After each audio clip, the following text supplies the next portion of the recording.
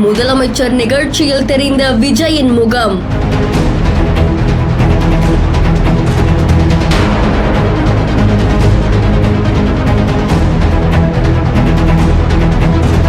மாணவர்கள் மத்தியில் பரபரப்பை ஏற்படுத்திய சம்பவம்.